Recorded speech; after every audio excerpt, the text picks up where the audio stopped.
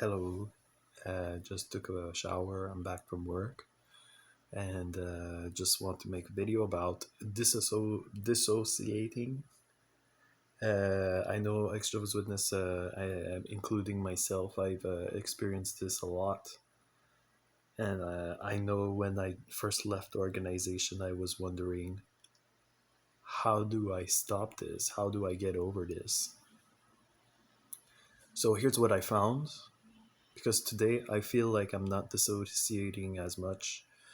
I feel like I've pretty much got that handled.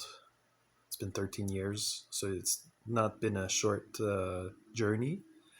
I was amazed that it takes so long to recover. When I left the organization, I didn't realize that was gonna take so long. But I heard that every year that you're a Jehovah's Witness takes a year and a half to recover. So one of those things that you need to realize is that you grew up in a cult, and this is a big deal. So sometimes you don't want to accept that. You want to think that there's certain things that were probably true. You want to hold on to certain beliefs, like the world is evil, people are controlled by Satan. Everybody that's not a Jehovah's Witness is bad. You're trying to see the badness in people, so you can prove to yourself that yeah, at least that I'm right. You don't want to accept that you sacrificed so much for something that was not true. But this is part of it, to be able to accept that if you're raised a Jehovah's Witness, all those sacrifices that you did were in vain. Uh, and I think my writing my autobiography also helps because it puts my life experiences in context. Whenever you're experiencing something, it's important, I think, to see it in a context of your whole life. So does this is this meaningful? Whatever you're experiencing, is this meaningful? That you're going to be. I don't know if I'm disturbing the neighbor. I am hearing some noise upstairs. In the context of your whole life, is this going to be important? So it's grounding. I know when I was doing my group therapy, it was impossible for me to space out, dissociate, whatever you call it. When you're fixing, like it's like your eyes are you can't focus anymore, and it's like a blank, and you're I know this happens for me. It used to happen a lot when I was tired, or when I'm super bored. It's like you're in a cloud. Your brain is in a fog. You can't see clearly. You're thinking, "Is this? Am I going to crazy? Is this going to continue like this forever? Am I? Is my brain damaged?" Uh, this is what I'm thinking. But the thing I think is to accept that the whole experience in the Jehovah's Witness or the cult was damaging more than you think, and it's a lot of it was not true more than you think. So it's to be able to accept that you were wrong. You were wrong on everything. On I don't even know if you can keep any of those beliefs, but to be able to accept that that was harmful, that was not for your own good, to be able to mourn the loss and see everything in your life at once, trying to put it in context, and also you can ground yourself with the senses.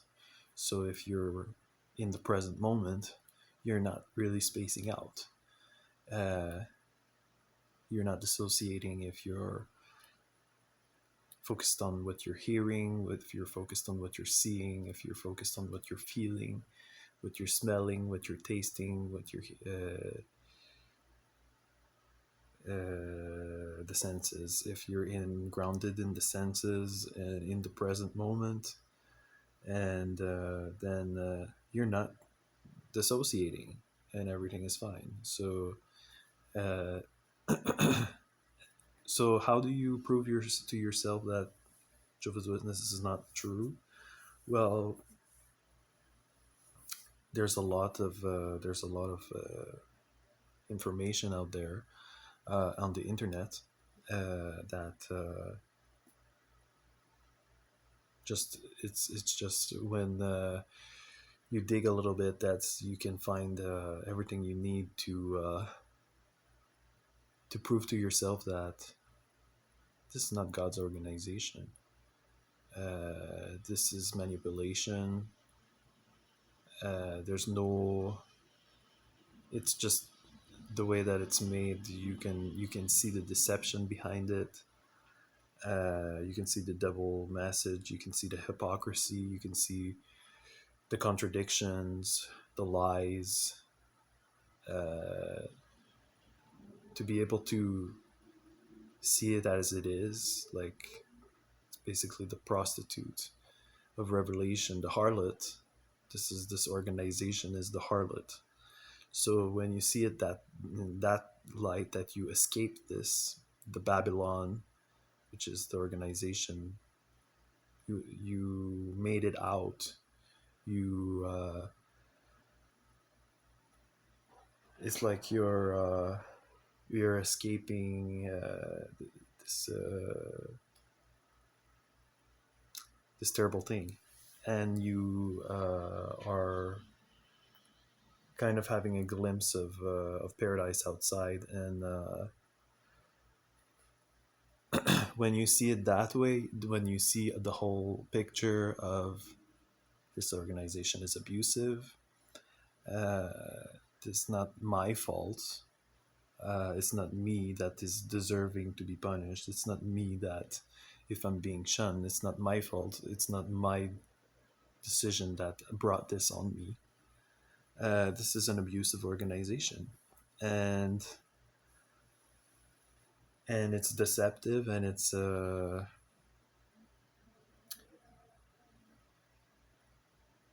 you can prove to yourself, you need to prove to yourself that this is not God's organization. God has nothing to do with this. This is man-made 100% and evil. So once you prove to yourself that, then you can discard the teachings that you've received. And and then unpacking the whole thing, and eventually you get to a point where you can accept that, okay, well, this has been my experience. This was terrible, and now I was wrong on many things, and I don't know anything. And so here I am in reality now, and can just accept it. So that's my advice, you could say, on how to stop disassociating when you're blank, when your mind is blank, your eyes are blank.